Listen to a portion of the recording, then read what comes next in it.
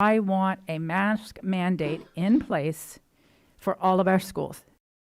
The universal mask mandate creates a safer environment for every student.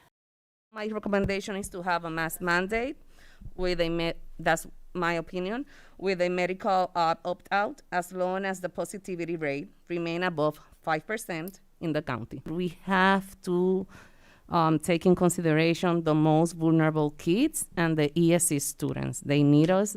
At that moment, I know that we have a lot of students that stay at home for more than 1 year because they cannot go to school and they cannot learn from the computer.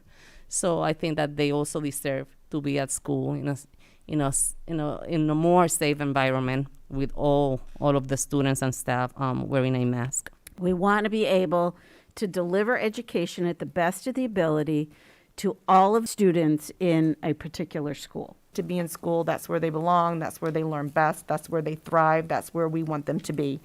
But we have to be cautious about it. I like wearing masks. No. Do I want to mask our kids? No, I don't. I don't want to mask our teachers. I don't want to mask anybody. But we have to keep everybody safe. I believe we need to challenge this rule because this rule not only strips the rights of local authorities to make decisions based on what's going on right here, right now, it also strips the rights of Orange County citizens to have decisions made here locally.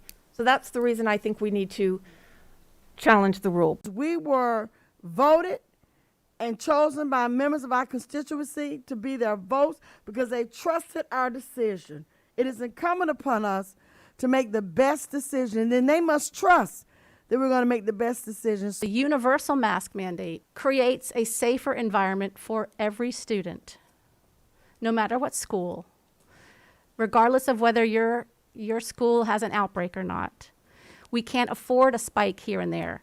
When there's a spike at a school, every one of those students who has to stay home for however long, whether they have the case or they've been exposed, that is a family that is now stuck at home for weeks. They're not going to work. They're not in school. They may be going to the hospital. It's just not a responsible policy. It is not in violation of law if we're challenging the law. I do not believe that law was properly enacted, and we're going to challenge that law. You hear parents talk about the anxiety or the, I've heard people say speech delays or emotional stress or tiredness or headaches. All of those things can be treated, but death from COVID cannot be treated.